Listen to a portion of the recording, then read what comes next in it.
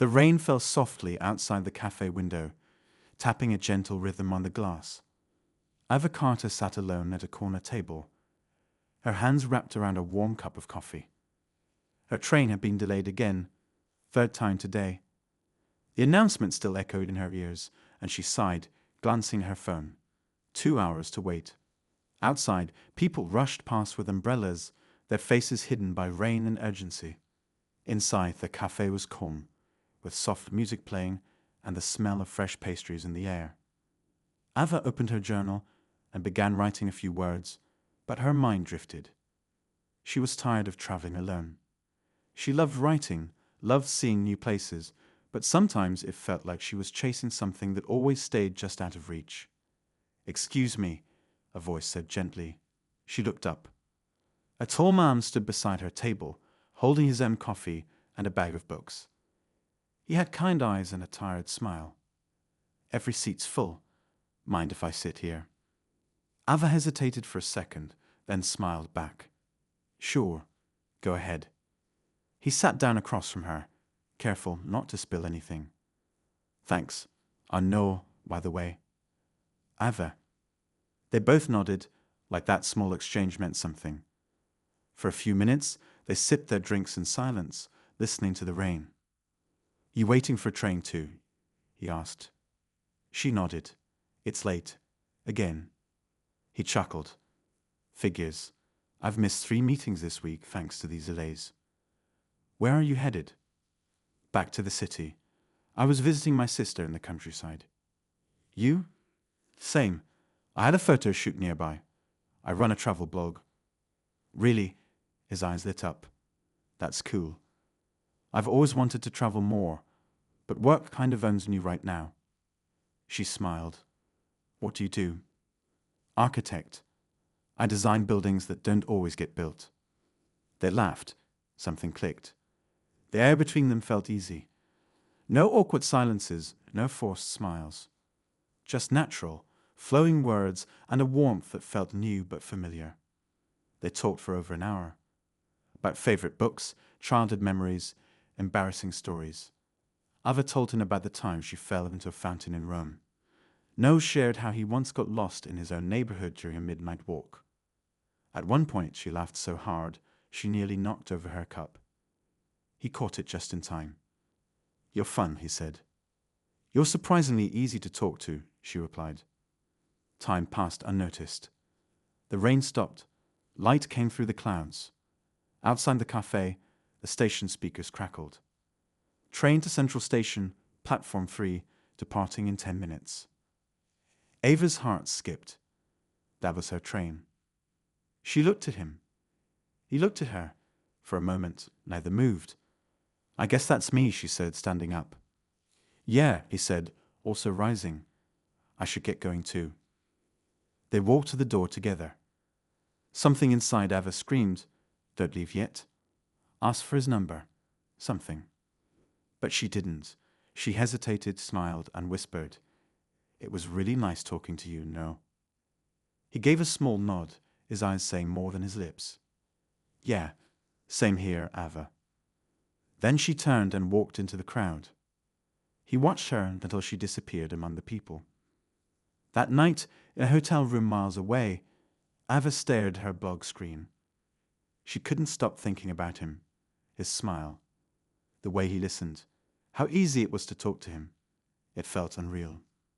She began to type. "I met someone today. A stranger. No name, no number. Just a moment. And in that moment, I felt something I haven't felt in years. It was soft, real, unexpected. Maybe it means nothing. Or maybe it means everything." She paused, then added a title. "The stranger I should have kissed." She hit publish. Across the city, Noah sat in his apartment, scrolling through blog posts. He liked reading stories from random travelers. It reminded him that the world was still beautiful, even when his own felt stuck. One title caught his eye. He clicked it. As he read, his heart began to race. The details, the cafe, the conversation, the train. It was her.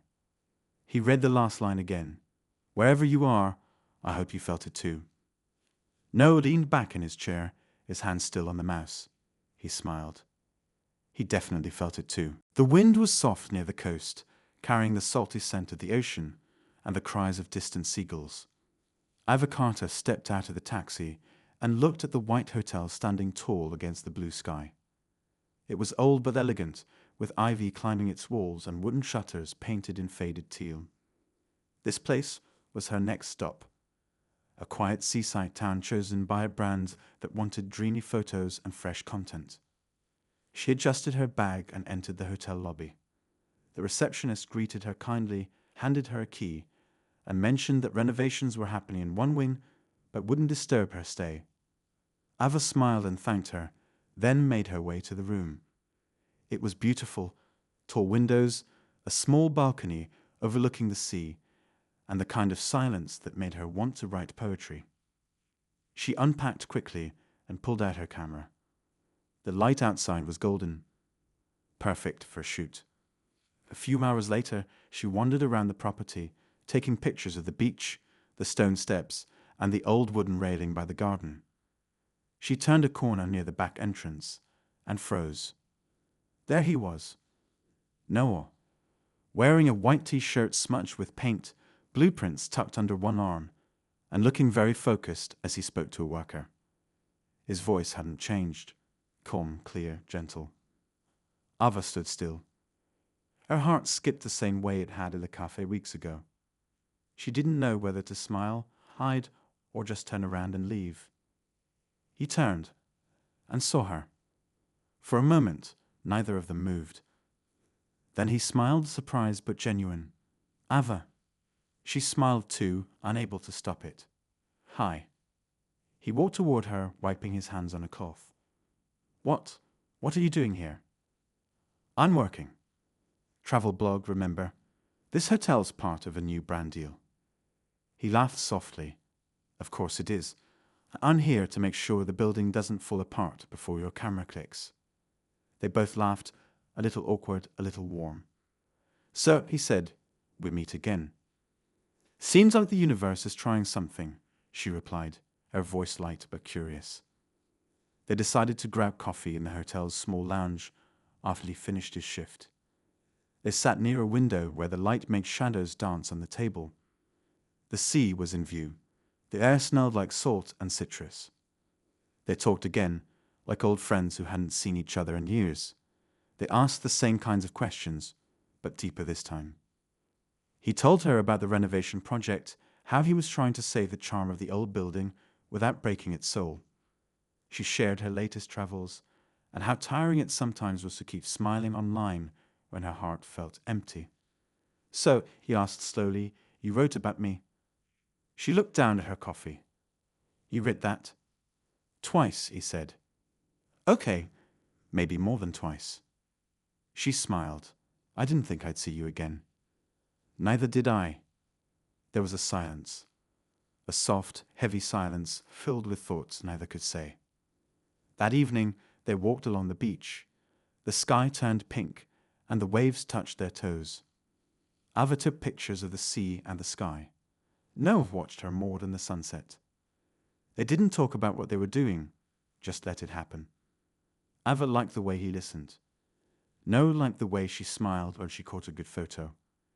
It was quiet magic, slow and steady. But Noah was careful. Ava noticed it.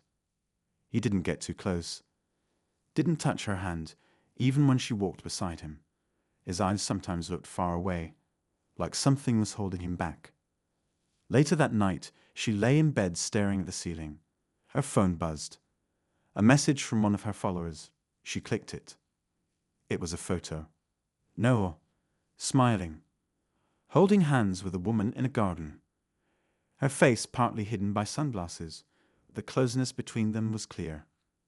Ava sat up. Her chest tightened. She zoomed in. The photo was dated just 2 weeks ago. The caption read, "Weekend with the best one." She stared at it for a long time. Then slowly, she got out of bed and began to pack. Noah had said nothing about anyone. He looked at her like she was the only one. But maybe he was just being kind. Maybe she had misunderstood everything. Or maybe he was just someone who didn't know how to be honest. She left quietly, without texting or calling, left the key at the front desk, and walked through the empty lobby. The sea was dark now, the waves louder. Outside, the taxi waited. Inside the hotel, No sat in the lounge, sipping tea and thinking about her laugh. He had wanted to tell her the truth, that the photo was old, that the woman in the picture had once been his fiancée, but they had ended things months ago, that he wasn't ready then, but now. But he waited too long. By morning, Ava was gone. No didn't sleep that night. When the receptionist told him Ava had checked out early, a heavy silence filled the space around him. He asked if she left a note. She hadn't. Only her quiet footsteps and the sound of the door closing behind her remained. He stood there for a while, staring at nothing. Then he made a decision.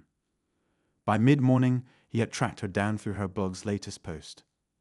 A new city, a rooftop café, a photo of sunlight falling on coffee and half a croissant. It was enough.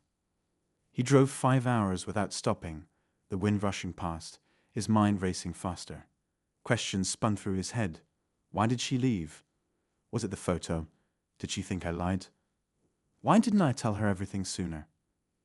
He reached the city by sunset, nerves chewing at his chest. The streets were busy, tourists with maps and couples holding hands. He spotted the cafe from the photo.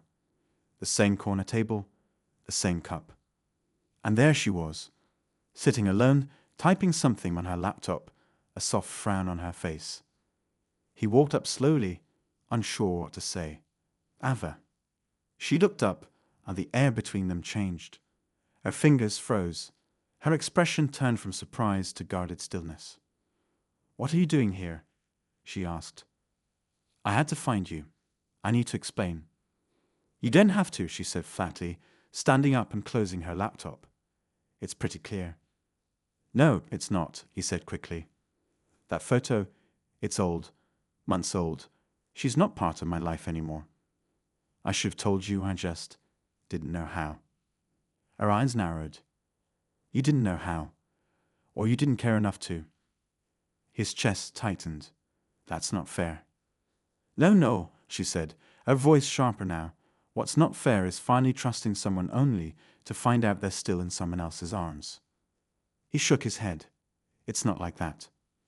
Ava looked away, her jaw tense. "You think you're the only one with wounds."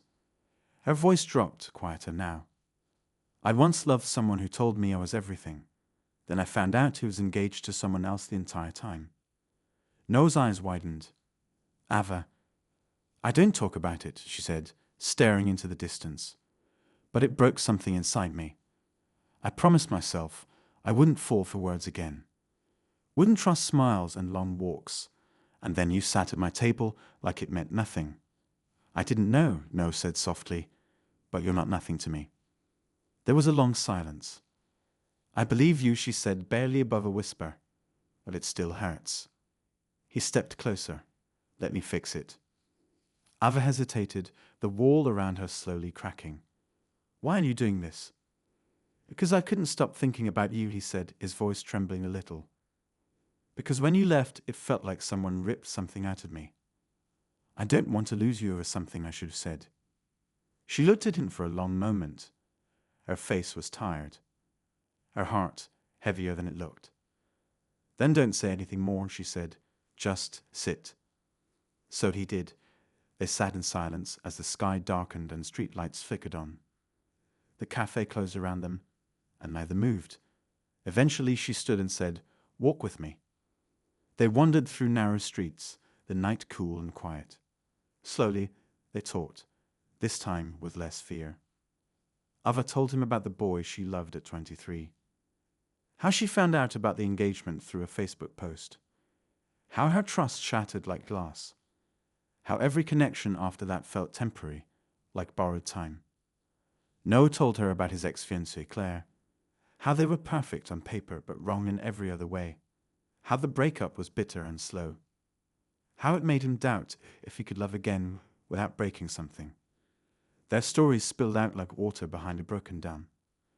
By the time they returned to Ava's rented apartment, something between them had shifted. The air was warmer, softer. She invited him in. They didn't speak much. Words would have only complicated the truth already burning in their eyes. Their lips met in the hallway, gentle at first, then deeper, urgent. Her hands in his hair, his fingers on her skin. They moved together like they had always belonged. All the pain, confusion, and walls melted in the heat of the night. It wasn't perfect. It was raw, real, healing. They fell asleep tangled in white sheets, the window open to the sound of city life below. But morning always brings something different. A knock at the door stirred Ava first. She reached for her robe and padded to the door, still half asleep. When she opened it, she froze. A woman stood there, sharp features, long black coat, a small travel bag at her feet, and eyes that looked straight past Ava. "Is No here?" the woman asked, her voice calm but cold.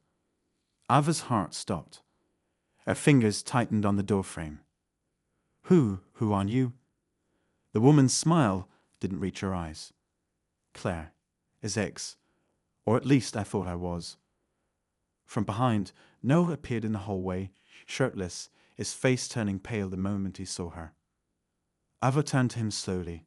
Her voice was barely a whisper. "Is this the part where I regret everything?" Ava didn't speak when she left. She didn't cry either.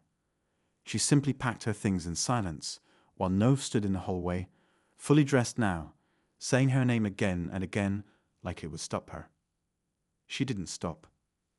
Claire had only spoken a few sentences, but they were enough to undo everything Ava thought she had rebuilt. Her trust, her courage, her openness. It all cracked under the weight of that woman's unexpected arrival, and No's stunned silence. She left without slamming the door. Quiet exits hurt more. The train ride was long, but she barely noticed the passing landscapes. A reflection stared back from the window, tired eyes, messy hair, lips pressed tight so nothing would escape. Not anger, not pain, not regret. She found herself in a small mountain town, far from the sea, far from any memory of No. She'd accepted a photography project there weeks ago, back when she was still running towards something. Now it felt like she was running away. Ava rented a modest wooden cabin with a creaky porch and no signal. That first night, she sat in front of the fireplace with her laptop glowing in the dark. Her fingers hovered over the keyboard, unsure. Then she started typing. "I met someone who made me believe again, and I left him." That was the first line. From there, it all poured out. Not names, not details, just feelings. Raw, clumsy, honest. She wrote about the confusion of wanting someone and fearing them at the same time. The ache of realizing you might never be someone's first choice. The haunting question, what if love is always temporary? She didn't expect anyone to read it, but they did. Thousands of readers from every corner of the world commented on her post. "You're not alone. This broke me. I felt this too." Ava responded to some, ignored others, but mostly she wrote more. Each post was deeper than the last. She didn't just share moments, she shared the truth behind them. The doubts, the brokenness, the quiet strength it took to keep showing up in her own life. Her blog, Chasing Light, became something else entirely. It stopped being about pretty locations and scenic sunsets. It became about the spaces in between, what people feel when the cameras are off. Sponsors loved the new direction. Her followers doubled. People called her brave. Some said she was inspirational. But Ava didn't feel brave. She felt hollow. Each day was a performance. Smile for the camera, edit the captions, hide the tears, move to the next location, pretend the emptiness didn't follow her like a shadow. She tried to forget No. She deleted the photos she'd taken of him, unfollowed his account, blocked the memory of his hand on her back, his whisper in her ear. But forgetting someone isn't about erasing their pictures. It's about unlearning the feeling of safety they gave you, and she couldn't. She thought about him when she watched couples laugh over coffee, when she saw cracked tiles in hotel rooms, wondering if he'd noticed them too. When the sun hit her face just right, and she remembered the way he used to look at her, like she was the answer to a question he didn't know he had. Still, she didn't reach out. Instead, she wrote one more blog post. It was shorter than usual, more poetic, more final. It was titled, "Maybe Love Wasn't Meant to Stay." She wrote, "Some people are seasons. They bloom in our lives for a while, teach us how to feel again, then leave when the wind changes. I used to think love was something we held on to. Now, I wonder if love is something we survive." She posted at midnight and turned off her phone. She didn't know Noah still read every post. She didn't know he had never stopped. He was back in the city, working late into the night, pretending to focus on blueprints and walls and windows that didn't remind him of her. But when that notification popped up, new posts from Chasing Light, his heart beat faster. He clicked it. Read it once, then again, and again. And for the first time since she left, he cried. He had lost her. Not because he didn't care, but because he hadn't said it loud enough, fast enough, deep enough. A space between them had grown too wide. He whispered her name into the empty room, but she didn't hear. She was already gone. Noah stood on the edge of the construction site, watching as the workers laid the first bricks of the community library. It wasn't just any project. It was in the heart of Ava's hometown. A quiet place with winding roads, cozy bookstores, and that café she always talked about in her blog. The place where her childhood lived. He had read every post she'd written. Not once, many times. He wasn't just looking for clues. He was trying to understand her. Her silences, her smiles, her pain. She had left him, but her words had stayed behind like footprints in the snow. Each blog post was a page from her soul, and he read them like a man trying to find his way home in the dark. The idea to come here hadn't been sudden. It had been building in his heart, brick by brick. He didn't want to chase her in the way men chase after something they think they deserve. He wanted to be near the place that made her who she was, to understand the world she came from. Noah wasn't sure she'd ever find out he was here, but he hoped. One morning, he walked into a small floral shop on the corner of Maple Street. A woman with bright eyes and a confident stance looked up from behind the counter. "Hi, I'm looking for someone," Noah said, nervous. "If you say Ava, I might throw a rose at you," the woman replied without looking up from her order book. Noah blinked. "Of Ava, yes." The woman slowly looked up, raising one eyebrow. "You're the guy." "What guy?" "The guy she won't talk about, but everyone knows broke her heart." Noah swallowed hard. "That's fair." She crossed her arms. "I'm Harper, best friend. She hasn't told me everything, but I read the pain between her words. I didn't mean to hurt her." "Yeah, well, you did. So, why are you here?" Noah took a deep breath. "I'm building something. Not just this project. I'm building a version of myself who deserves her. I'm not asking you to forgive me. Just tell me where I might find her." Harper stared at him for a long moment. Then she sighed. "She's not here. She's traveling again. But she always comes back. This town's in her bones." Noah nodded slowly. Can you tell me about her?" Harper leaned against the counter and tilted her head. "You mean what she likes? What makes her cry? The way she can't sleep if the closet door is even slightly open? Or how she hums when she's nervous, like a bee stuck in a glass jar?" He smiled gently. "All of it." Harper narrowed her eyes, testing him. But something in Noah's face, his tired eyes, the weight in his shoulders, softened her. "She liked you, you know, more than she admitted, even to herself." "I liked her too," he said, "but I was still stuck in the past. I wasn't ready. And now, I'm ready to chase what matters." So Harper told him stories about the time Ava fell in love with a stray dog, how she once dyed her hair purple on a dare and hated it, but laughed anyway, how she used to stare at the stars for hours, saying, "There has to be more than this." No listened, took notes, let each memory build a clearer picture of the woman he hadn't truly known until it was too late. He returned to the construction site each day with a new energy. He chose materials Ava would like, designed reading corners flooded with sunlight, made sure the shelves would be low enough for children. Every decision was a letter to her, written in bricks and beams. In the evenings, he sat at the café near the train station, the one she had mentioned in her very first blog post, the one where they had met. He ordered black coffee, no sugar, her favorite. She didn't show. But one night, as the wind blew softly through the trees and the tan lights glowed warm against the night, he opened her blog on his laptop. He stared at the blank comment box for a long time. Then he started typing. No long explanation, no poetic ramble. Just a few simple words that carried everything he felt. I'm not chasing you, I'm chasing us. Then he clicked post. He sat back, heart pounding, and stared at the screen. The comment was there, under her latest blog entry. Public. Open. Honest. He didn't know if she'd read it. Didn't know if she'd care. But he'd said it.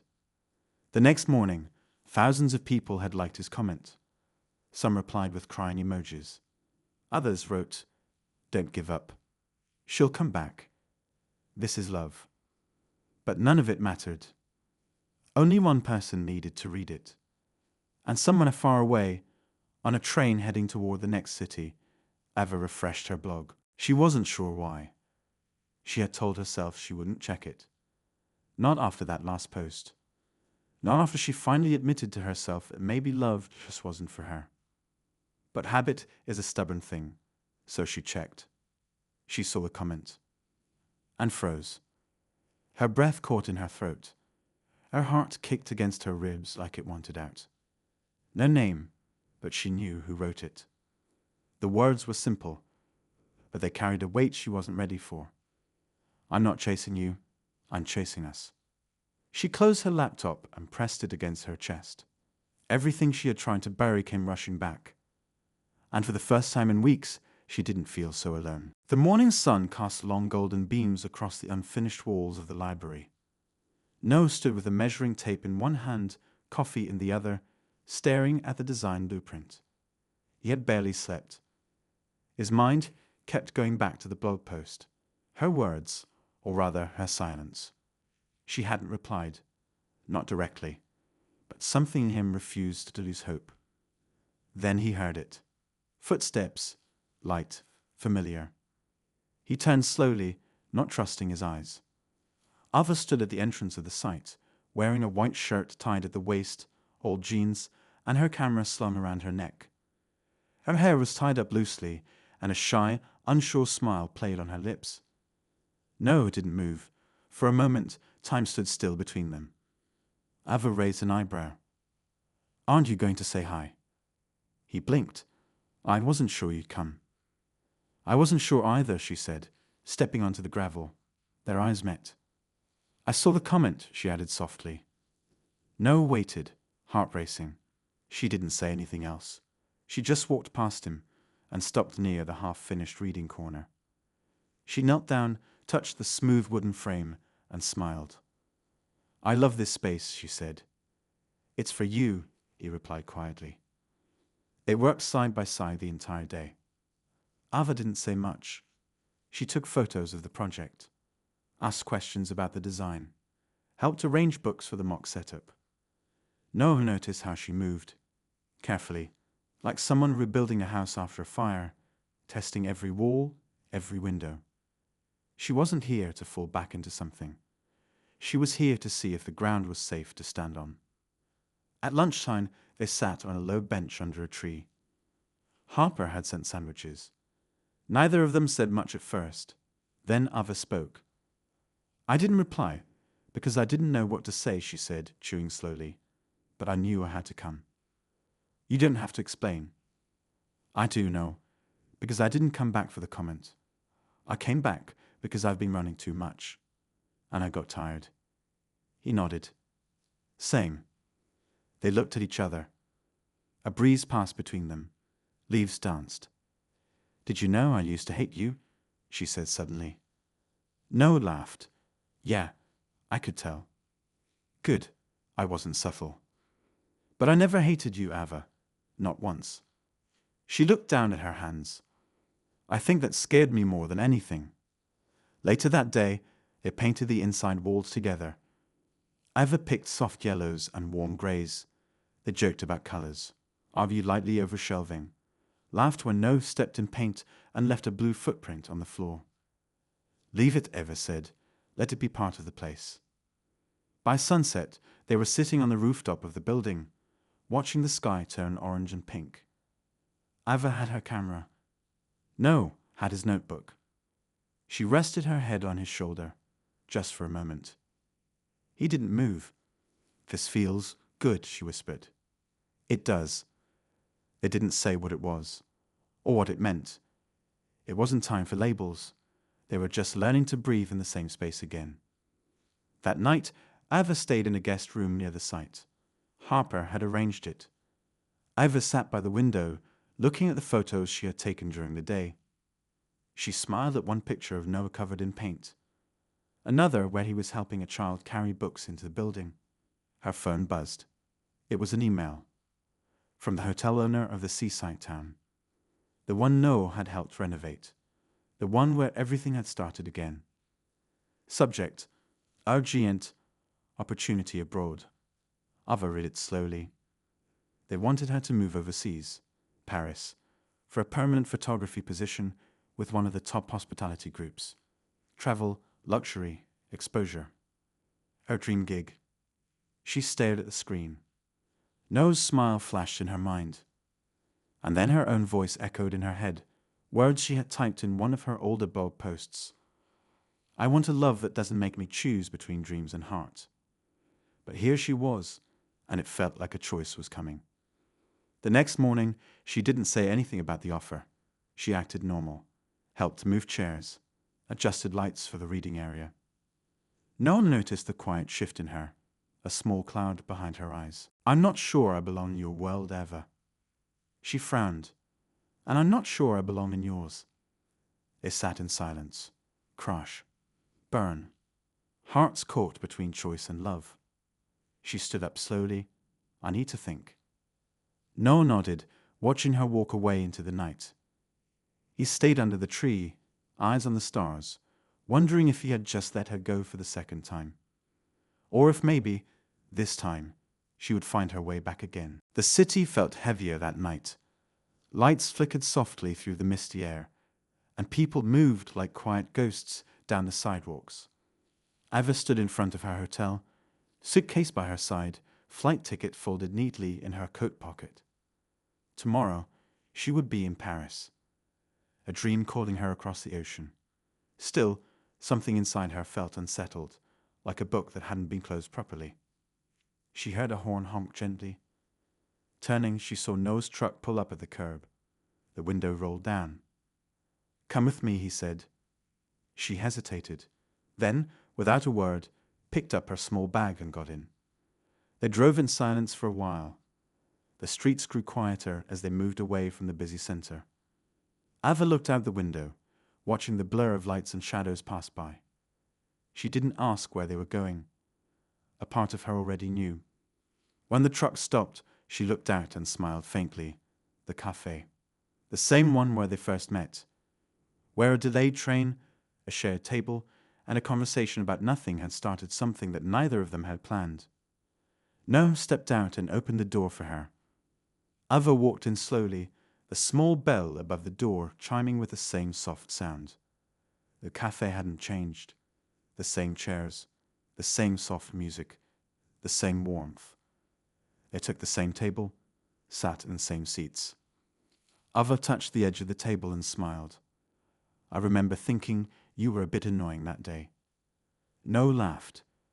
"You were pretending to read a book, but I saw you glance up every time I looked away." She grinned. "That obvious?" "To me, yeah." A quiet moment passed. "I almost didn't come that day," she said. "I was in such a bad mood. And I almost didn't ask to sit here. Thought you'd say no." "I probably would have." but something told me not to. No looked down at the table. Do you believe in fate? I don't know, Ava said softly, but I believe in moments like this. He nodded. They'd ordered coffee. It came just the way they remembered, too hot, a little too bitter, but perfect somehow. I'm scared, Ava admitted. Of Paris? No asked. Of leaving. Of staying. Of making the wrong choice. He sipped his coffee slowly. You're allowed to be scared. Ava looked at him, really looked. His eyes were softer now, not guarded like before, not hiding. I used to think love would slow me down, she said. But it's not love that does that. It's fear. Fear of losing it. Fear of holding it too tight. Nove reached out and gently touched her hand. And what do you feel now? She smiled sadly. Brave, but also like I might cry in 5 seconds. That's okay too. They sat there for a while, hands touching, words soft and honest. The night outside grew darker, but inside, something lit up between them. You know, he said, I never wanted to chase someone. But with you, it never felt like chasing. It felt like returning. Ava felt her heart squeeze. I'm leaving in the morning. I know. I'm going to do it, no. I'm going to take this chance. I want to live it fully. He nodded, his eyes steady on hers. You should. She blinked away tears. But I don't want to lose us. You won't. A long silence filled the space, not uncomfortable, just full of everything they couldn't put into words. Then Noah leaned in, kissed her forehead gently. Finish what you started. Take Paris by storm. Ava held his hand tightly. And you? I'll be here. For now. She stared at him. Promise me something. Anything. Don't wait too long. He smiled. I was hoping you'd say that.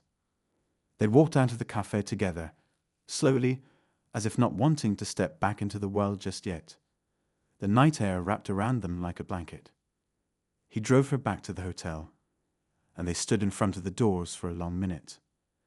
See you soon, she asked. Soon, he promised. The next morning, Ava stood at the airport gate, camera slung around her neck, fingers shaking slightly as she typed her final blog post before boarding. It started simply. This isn't a goodbye. She wrote about fear, about hope, about a boy she met in a cafe, and all the ways they had lost and found each other. Then, at the end, she added just one sentence. Is meeting me in Paris next month. We're chasing love together now. Ava hit publish.